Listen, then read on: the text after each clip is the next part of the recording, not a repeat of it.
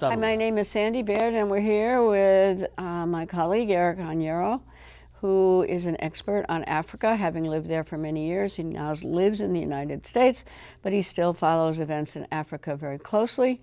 And what we'll be talking about today is the current crisis in Africa, particularly in the French-speaking parts of West Africa, particularly Niger and Mali and Burkina Faso, right? Yes, Niger, Mali, and Burkina Faso, and the whole region, right. Because, it started spilling over Central Africa, where the Russians are also present. The Wagner Group. The right? Wagner Group. Okay, but before we get there, I would like you to explain the title of our show, which is The New Scramble for Africa. Okay, The New Scramble for Africa. But before we go there, I would like to share a video with our audience, a video that gives us a context. Of the new scramble for Africa. For the new scramble, and particularly the crisis in Niger. It's from City News. Okay, thank you. As Niger's armed forces ignored a deadline to cede power, thousands rallied in support of the coup that toppled the democratically elected government. Cheers rippled through this 30,000-seat stadium in the capital as military rulers sounded a defiant note. The bloc of West African nations, known as ECOWAS, issued an ultimatum to the junta running the country: stand down and reinstate the deposed president, Mohamed Bazoum, within a week, or face a possible military intervention. But that deadline came and went on Sunday, with Niger's future hanging in the balance. Des informations concordantes actuellement en sa possession. Military leaders have closed Niger's airspace until further notice, as a spokesman accused foreign powers of preparing an attack. The airspace over Niger was empty on Monday, as international airlines begun diverting flights. Many young people have taken to the streets to guard against foreign intervention. He adds they're ready to risk their lives for the new military regime.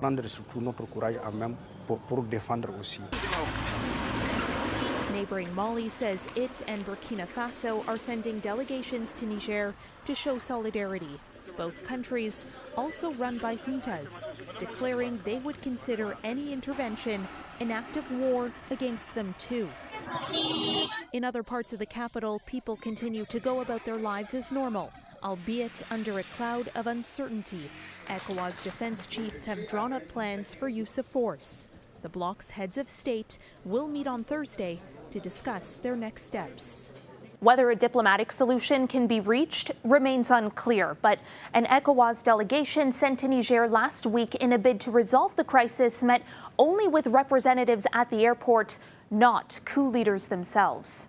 ECOWAS has expressed concerns about the coup having a domino effect in West Africa, where since 2020, 3 of Niger's neighbors have experienced 5 coups. For City News, I'm Karen Seolin. Okay, so what's going on? Why did you show this video? Just for our audience to know that, there is a coup d'etat in Niger.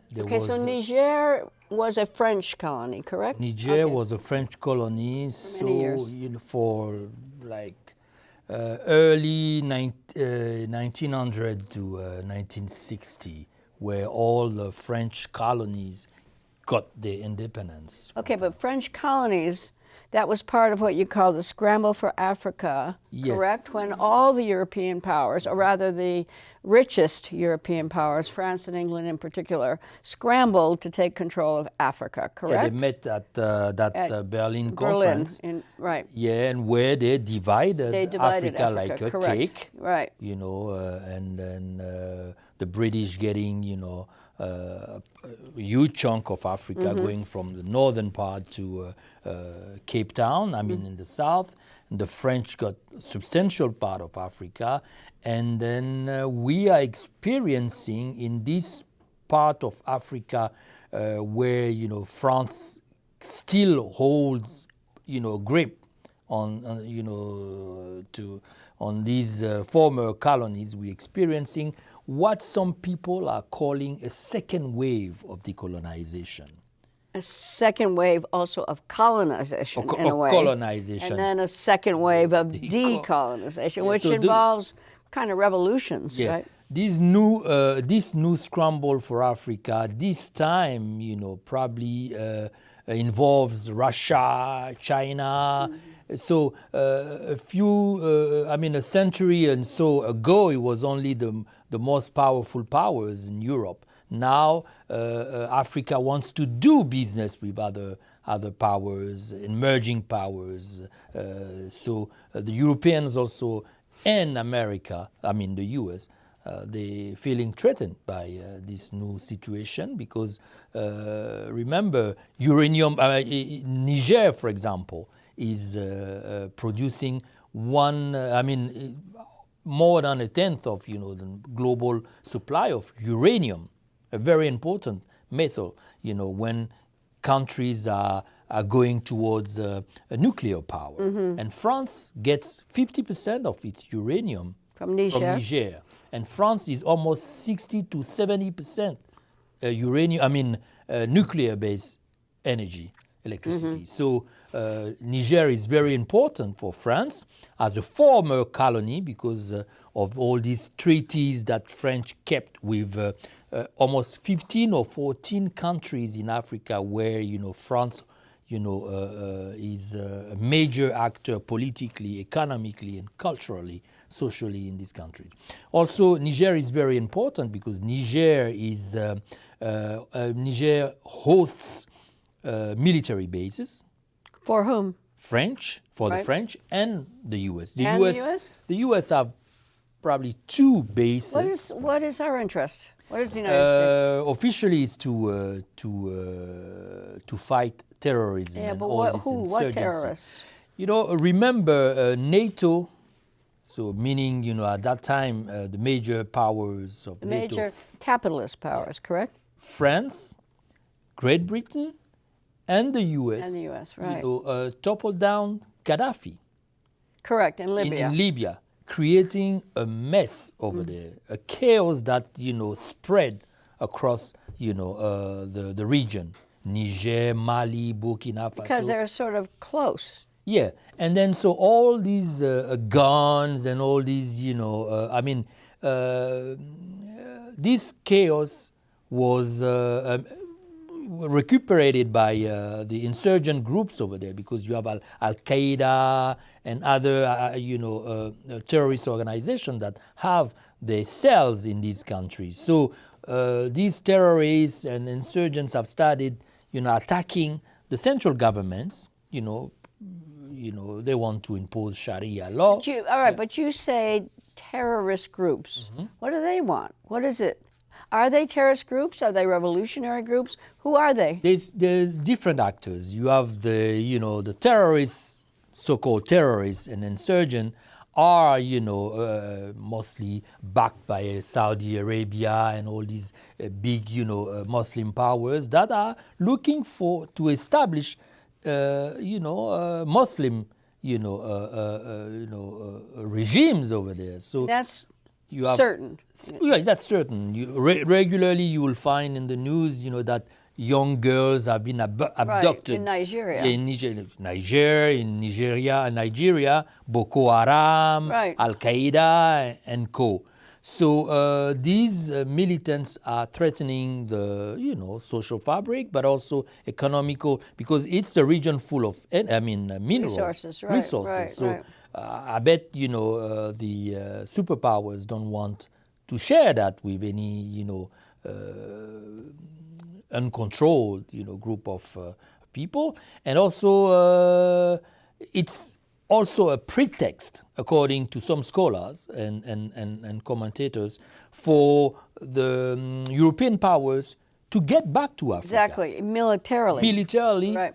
So, to defend against the so-called terrorists, correct? To defend against the so-called terrorists. But, many of the countries in the region, Burkina Faso, Mali, and Niger, and Senegal, not yet, but, these countries have realized that even with the presence of Western military, troops over there, there's not much not much success in repelling the Really? terrorists.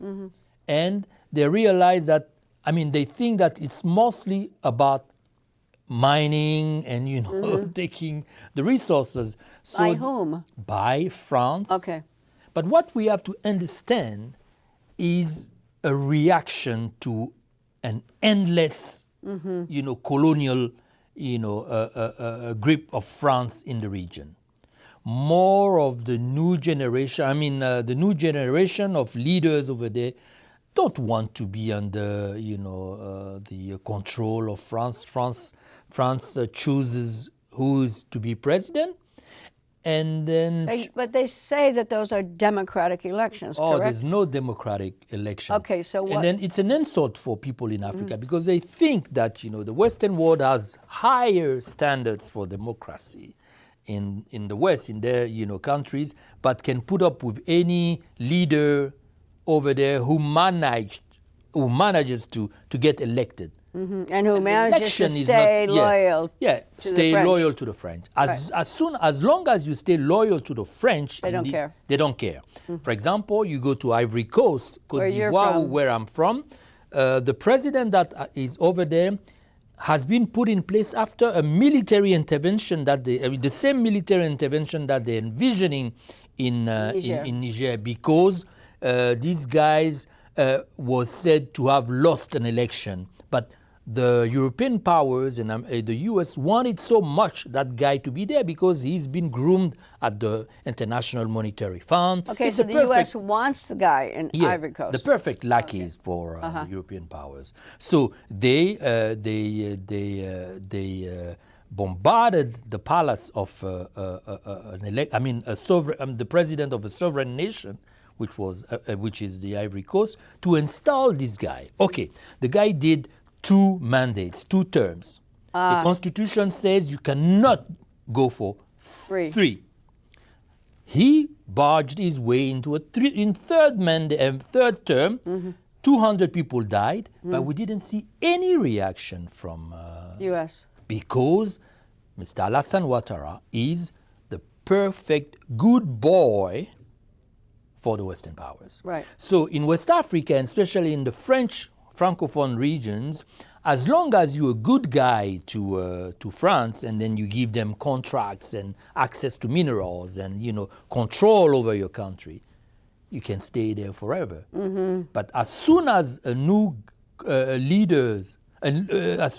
leader comes and vote to repel France, to go to do business with someone else, boom. The whole world, the so-called international community, the Western powers will jump on you and try to. That's what we are witnessing in Niger. Okay, so what is going on then in Niger? There was a so-called democratically elected government, correct? Yes. Favored by the U.S. and France? Yes. And they didn't do anything for Niger, correct? Yeah, that's what the people from Niger think. And it's one of the poorest countries in Africa. One of the poorest countries, one of the poorest country in the world. In the world. In the world, but blessed with uranium. But you have like a country that produce like that much uranium, which goes to France, right, and doesn't get itself. No electricity. There is no electricity? 70% of that electricity comes from Nigeria, which himself... Okay, from Nigeria, which is not part of French West Africa, no. It's English, yes, correct? English, Yeah. So Nigeria, provides electricity to a country that is sitting on uranium. And but the uranium then goes to France. Do they make bombs out of it? No, they make electricity. Okay. Probably some, nuclear bombs. Yeah, nuclear bombs. But, mostly 70% of France's energy comes from nuclear plants. Okay, so and they need uranium for that. They need uranium. And that's for French people's electricity, correct? But we have to understand that Russia has been called upon by, these countries like Burkina Faso and Mali. These countries have gotten rid of France. They said, France, go away. We don't want your soldiers here. We don't. And there were soldiers there. There were soldiers there. So the French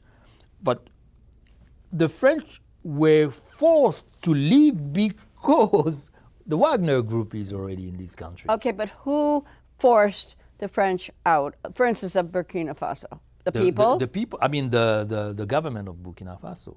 Okay, so they just said, get out, Get get out. lost. And So you have this series of coups d'état that are, just a symptom of something that doesn't go, that is not right. You have democratic decay with, standards of democracy imposed by the West that are favorable to their good buddies over there. You have extreme poverty. You have extremism that is popping up. I mean, that is, that is the result also of, failed, social policies. When you have kids that wants to go die in the Mediterranean Sea to reach the shores of Europe, it means that those countries are not, providing any hope for them. So all this can also be a good terrain favorable to terrorism as well of, okay, extremism. by terrorism, again, you mean insurgency, Yeah, correct? Yeah. And so some of these are like against being ripped off by the French imperial power, right? Or not? It's more of the new, Young the people. civil society, the Right. youngsters, and the new governments that are against France, Yeah. And these big powers. For many years, these countries which were given independence, they didn't even fight for it. It was given to them because of the pressure in the 60s and 50s, for the decolonization movement. So they gave these independences to these countries, but kept some treaties that bind and keep those countries under the influence. So now you have a new generation that doesn't want that anymore. What do they want? They want to be able to do business with whatever power They or want whatever. to do business. Yes, they want to do business. They don't want to be colonial beings anymore. So it's important that Are those forces in the position to be independent countries without the Western powers? Of course they are, because today, look, Turkey. If you see countries in Asia Right. that were in the 70s, even below the level of development that some of the countries in Africa had, those countries were able to. Yes? Yes. Which ones? You have Malaysia. You have all these countries in Asia. They call them like the small tigers or whatever. Yeah. They're thriving. Are they? Yeah, they're trying. They're trying. Most of them are becoming, emerging powers, and then you have Africa with all these resources. It didn't work for all these years because you had like tyrants that were entertained and maintained over there by the colonial powers. Now, let's see if there's no intervention or control of France or Great Okay, Britain. but let's go back see, a little yeah. bit. Okay, so what you're saying is that these struggles are against essentially the old colonial powers. Yes, because And they are so let's talk about Niger. What happened in Niger? Because that seems to be the country right now that's in power, Niger or is that's in the news. Niger is the latest coup. A coup against the government. A coup against the government. Military. Yeah, because those governments in power in this region, they don't have any credibility anymore. They could have had, ever? 20 or 30 years ago, the people in power were out of colonization. They were still, scared about, the colonial master. Now the new generation, the guy who's in power in Burkina Faso, for example, he's not even 35 years old, or maybe not even 40. He's a captain. He's like leading a country. And then you have also another young leader in Mali who maybe wasn't even born under colonization, who probably has gone to schools where he was able to compete with other people from these colonial powers equally. So they want at least to be treated equally. Someone was telling me, listen, and then it's important that, you know, the progressive, the Democrats here in the U.S. understand that. But they don't. They don't understand, they don't accept that France is, you know, maintaining people under poverty. Because France is in the fantasies of, you know, the progressive here, is the land of democracy, the land of human rights. But a friend of mine was telling me, it looks like the Democrats, the progressive, when it comes to the black and brown world, in this country, when it comes to their interaction with the black and brown folks, they try to be Martin Luther King. But in the global South, and particularly in Africa, they are Jim Crow. You know, you can't be Jim Crow in Africa and be Martin Luther King in America. It doesn't work because it's the same color, it's the same people. So I mean, if I was even an African American here, seeing what is going on in the rest of the black and brown world, I wouldn't believe those who come to me and say Black Lives Matter. You know, if you go around the continent, the Democrats in Africa, the Democrats have been those who have, you know, instigated conflicts over there. Rwanda, Congo. If we have so many refugees from Congo here, it's just because, you know, this Scramble for Africa, this, you know, copinage with, you know, crooked leaders who are, taking advantage of the people, have created a mess.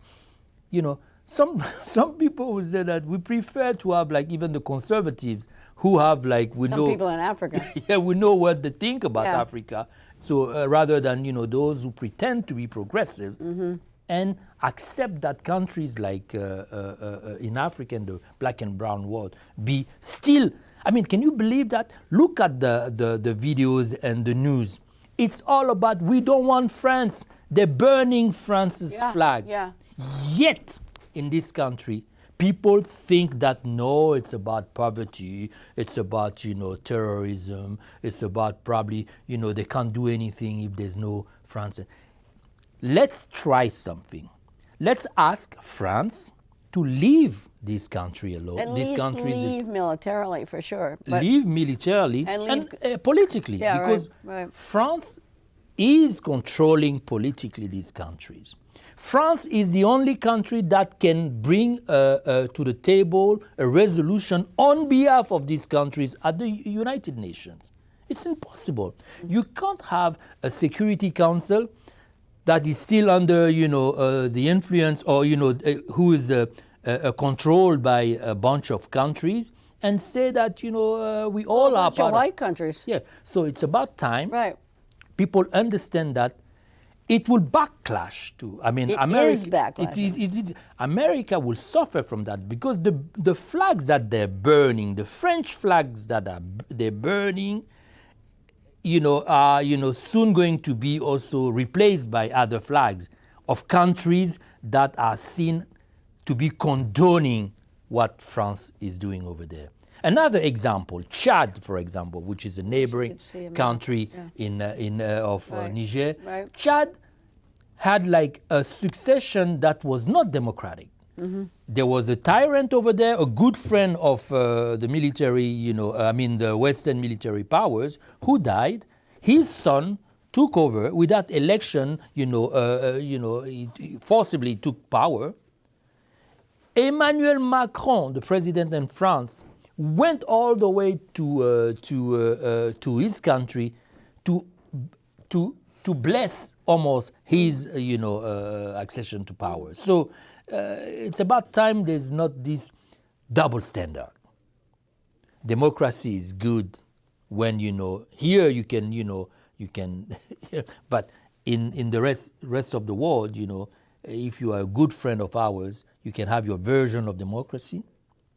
And if you're not good to us, we're going to impose sanctions. Okay, so who is the new leader in Niger? He's a military man, Yeah, he's correct? a military man. And is he favored by the people of Niger, or do we know? is favored by the people in Niger, at least until we see an election, a democratic, a real election. But the masses, the people, seem to be, backing him. There Okay, have been so demonstrations of people from Niger. But, the only way to see that is to not create more chaos, have this military power quickly hand over the power to civilians, and then we have to sit down. I mean, the big powers have to sit down and decide, for God's sake, to leave alone these countries.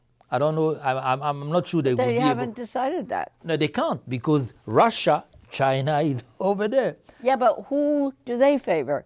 And why are they there, Russia and China? And essentially, Russia has been a friend of the independent movements in Africa Yes. for a very long time, right? Yeah. At least since the Second World War, right? So Russia is seen as a big brother By the African people? who can help them Right, and China? defend themselves against, the European old colonial powers. Okay. So they say, at least with Russia and China, we are the ones who went to get them to come to our countries. They did? Yeah. In the case of European powers, they were colonizers. Right. They imposed themselves. The to, French and the English, so, in particular. It's not that they favor the Russians, so to speak, but between two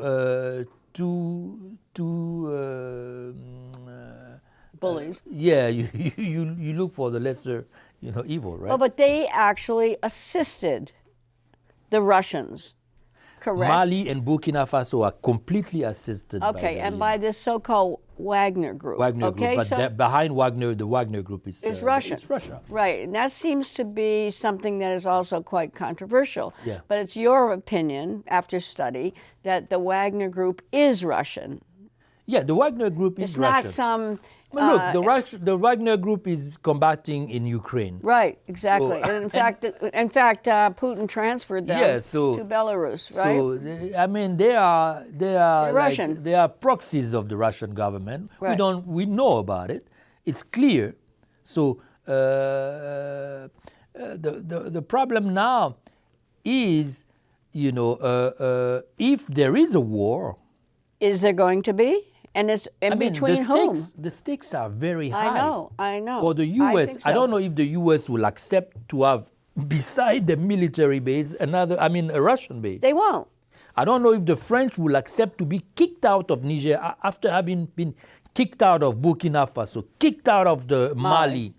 That would be, the end of France. Well, the end of the Africa. French Empire in Africa. End of French Empire, Right, but right, the end right. also of France in Europe, because the other European countries have always said that France wouldn't be a superpower if it didn't have all these colonies and former colonies, to exploit. Wow. Because, Well, they're not going to have nuclear power. They won't have nuclear power. Or they won't nuclear have, energy. They won't have, you know that all the countries that France, controls in Africa, they give the foreign currency reserve to the Bank of France. In return, Bank of France, make sure that they have a currency that they can currency. But it's a currency that is not in favor of these Africans, because it's a currency that is attached to the euro. So it makes the goods from this country very expensive. Mm-hmm. And then if they want to buy, goods from outside of the country, it's also expensive. So these countries really want an independence, and France didn't understand that they should have done like the British, maybe. Maybe. Yeah. British are more subtle. More subtle. Do business and not come as, Well, I just read today, however, that the British have the military in Kenya still, and in their old colonies. I asked you that question yesterday. The French appear to be more heavy-handed, but I really wonder. But we don't have answers about that. Yeah, it's the same thing. Same well, thing, we don't have answers about that. But okay. So those bases have to leave. They cannot stay. Well, but the United States has AFRICOM also, military bases. And okay. if they have to stay, then they have to do that, in good faith with these leaders. Well, let me ask you, because I think we're almost out of time. So is this going to be another proxy war between the United States and Russia? It could be another proxy war, and then it was likely to be, because I don't see the U.S. I don't see the accepting. U.S. giving up. No, I don't see the U.S. giving up. It's important also for the U.S. The U.S. it's for their security. They want to have control on this region. Not to be subject to any blackmail from terrorist groups. Well, that's what they say, right? Yeah. So I don't know how it will go. And then, but Niger, the neighboring countries from Niger, for example, Algeria, which is right, very powerful. Algeria said no war, no intervention. no intervention.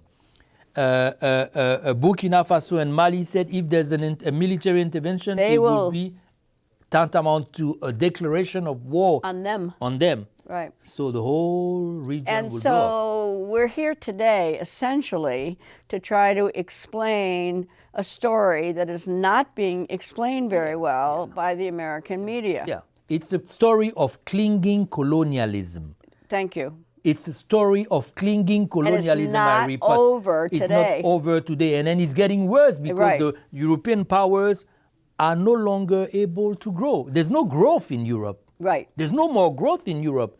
And what have created growth in Europe is exploitation, free exploitation of resources. Right, exactly. That's what have fed capitalism. It's not necessarily that one camp is It's free access to labor and resources. But also capitalism probably at its highest form, imperialism. Imperialism. Right. So today there's no more room for imperialism because Russia is there, China is there, South Africa, the BRICS. It's a multipolar world. Exactly. And it doesn't bode very well for the United States. No, for France. Or the United States. Yeah. So, the Western powers have to accept that. But they're not going to. C'est la vie. C'est la vie. Then they were in for more wars. C'est but la anyway, vie. I think. C'est la vie. I know. Anyway, with that, c'est la vie to our audience. We'll be back on the same subject, I hope. Yes. Soon. So my friends in America have to understand as much as you're going to be an American. Their revolution has inspired the world. And JFK too. So they have to let other countries do their revolution so that also they join the free world. Oh, okay, exactly. But the United States is no longer a revolutionary country, right? It's an empire. Oh, unfortunately, in my mind. Yeah. But the story continues. The story continues. Okay, well, merci to our audience, and we'll hope to see you in about a month.